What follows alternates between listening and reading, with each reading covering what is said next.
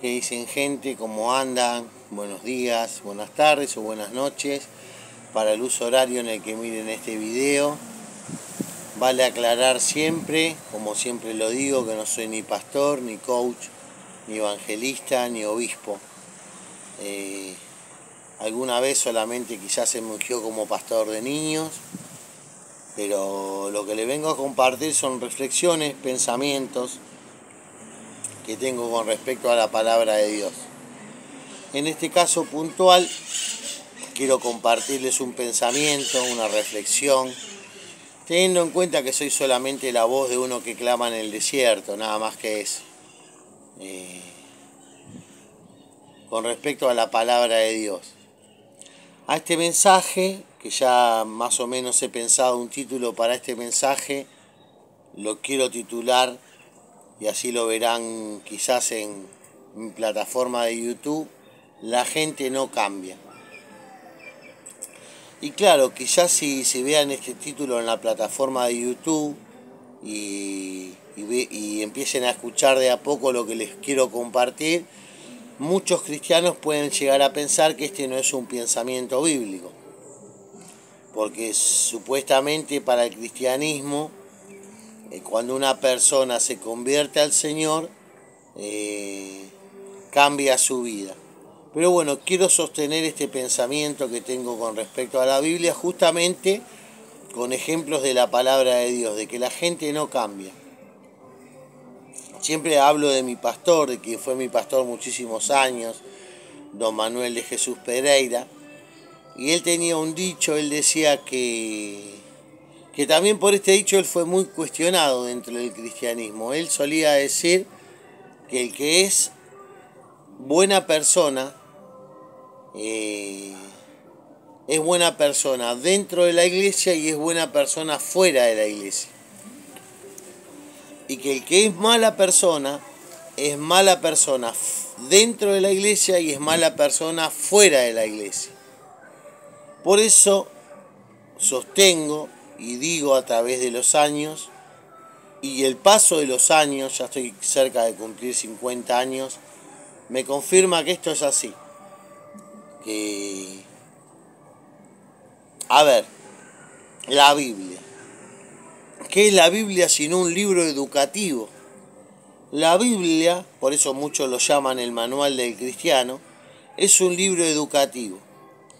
En la Biblia nos enseña, por ejemplo, que no debemos acostarnos con nuestros hermanos, con nuestros primos. Ustedes dicen, pero eso es algo muy básico. No, porque hay gente que lo hace. Y la Biblia nos enseña que eso está mal, acostarse con los padres, o sea, tener sexo, quiero ser claro, tener sexo con los padres, tener sexo con los hermanos, tener sexo con los primos. La Biblia nos enseña que está mal. Por ejemplo, vieron que cuando vino el COVID-19, que es algo que yo tengo en duda, decía que el COVID-19 apareció porque la gente comía murciélagos.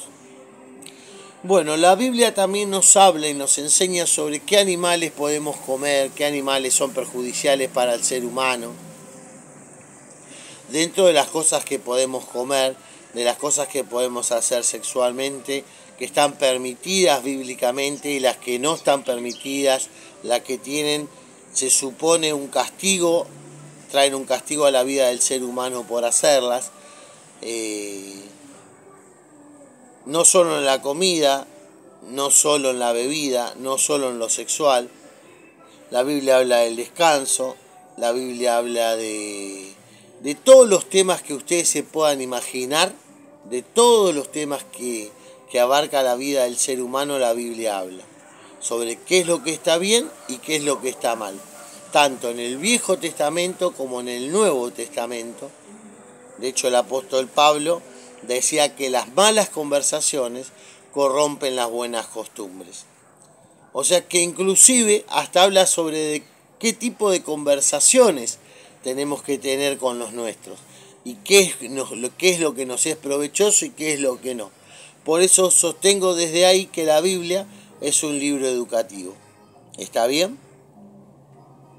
Y teniendo en cuenta esto, de que la Biblia es un libro que nos ha venido a enseñar una forma de vivir, porque el ser humano no tiene el manual de cómo vivir, no tiene Hay muchos que dicen que no existe el manual de cómo ser padre, mucho menos existe el manual de cómo ser hijo, y mucho menos existe el manual de cómo manejarnos con la pareja o cómo manejarnos con las amistades.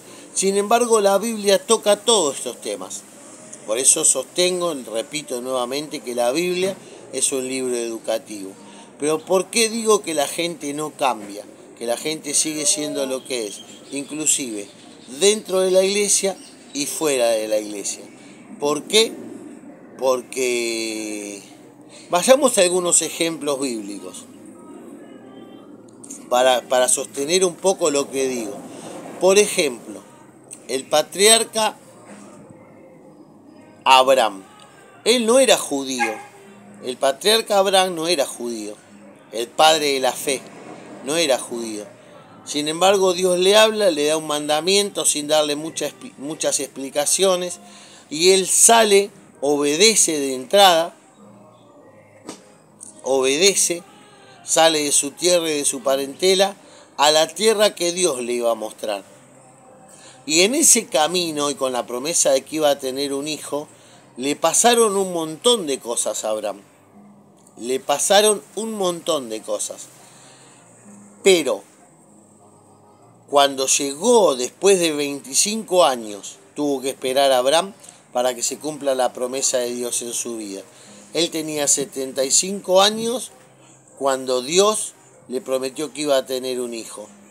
Y a los 100 años lo tuvo. O sea que pasaron 25 años de una promesa hasta que esa promesa se cumpliera. En medio de eso pasaron muchísimas cosas. Si bien el libro de Génesis ocupa poco lugar en la historia de Abraham, pero imagínense en esa cantidad de años por todo lo que Abraham pasó. Hasta que nació su hijo. Y nació su hijo y Dios le pidió que lo entregue en sacrificio. Ya Isaac era grandecito, entendía, porque hablaba con su padre. De hecho, le preguntó dónde está el cordero para el holocausto cuando él iba a sacrificarlo. Y de ahí viene la famosa frase, Dios se proveerá de cordero para el holocausto. Pero claro, uno puede decir,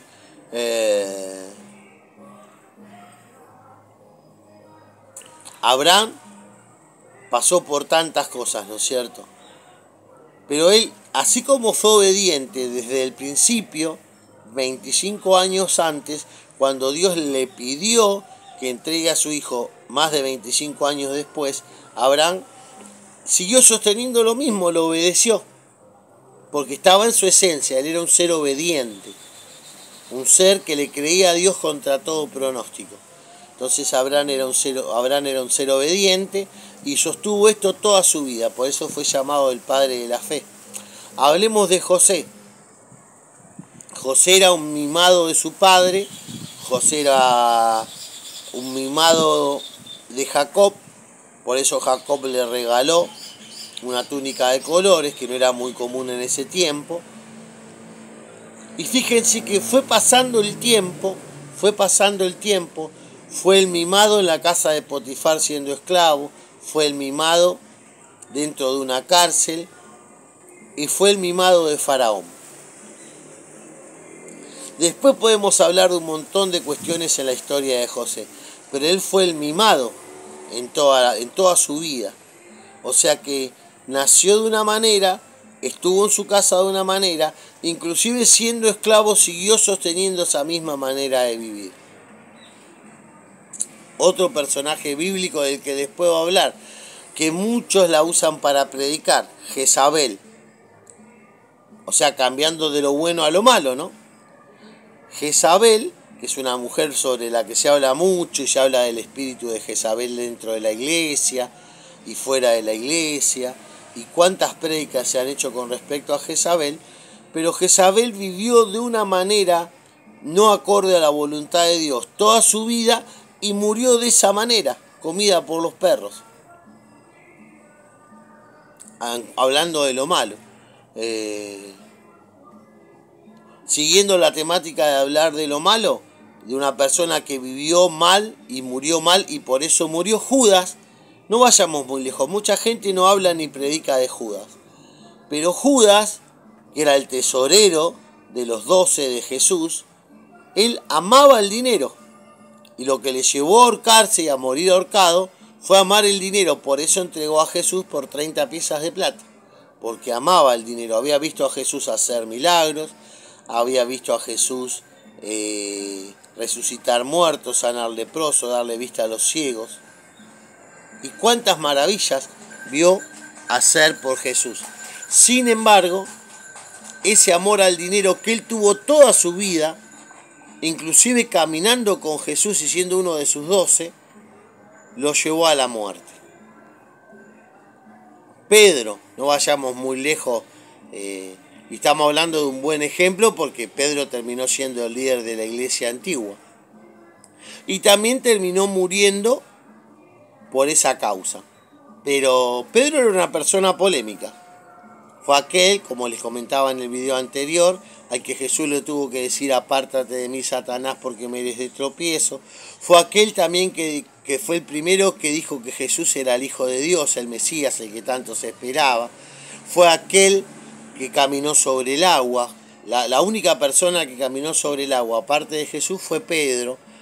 Fue aquel que lo negó 3 veces. Fue aquel que Jesús le preguntó 3 veces: Pedro, ¿me amas más que esto? Y Pedro hasta se entristeció y le dijo: sí, Señor, tú sabes que te amo más que esto. Tú conoces todas las cosas. Inclusive en su muerte, cuando le dijeron de qué manera iba a morir, él, siendo una persona polémica, dijo que no quería morir de la misma manera que murió Jesús, que den vuelta a la cruz y que la prendan fuego. Y así murió Pedro. Y ejemplos como estos está lleno la Biblia, de gente que vivió toda su vida de una manera y que llegó a la muerte de esta manera en la que vivió. Muchos de ellos siendo malos y muchos de ellos siendo del pueblo de Dios. Muchos de ellos siendo del pueblo de Dios. Moisés, vayamos al caso de uno de los patriarcas más conocidos de la Biblia. De hecho, no hace tanto se hizo una novela sobre Moisés, la salida de Egipto, las plagas, qué sé yo. Moisés, ya cuando estaba en Egipto, criado por la hermana de Faraón, ya era una persona complicada porque daba que hablar, porque de hecho mató a un egipcio defendiendo a los de su pueblo. Y después, de la misma manera que fue siempre esa persona media controversial, siguió su vida sirviendo al Señor. Cuando Dios lo envió a hablar con Faraón, él se negaba, decía: no, porque no sé hablar, porque qué sé yo, no, envía a otro. Pero Dios le decía: no, yo a vos te quiero enviar.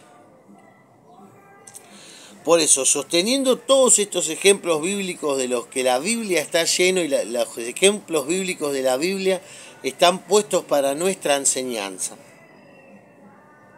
Para nuestra enseñanza. O sea que tengamos en cuenta esto de que la gente no cambia.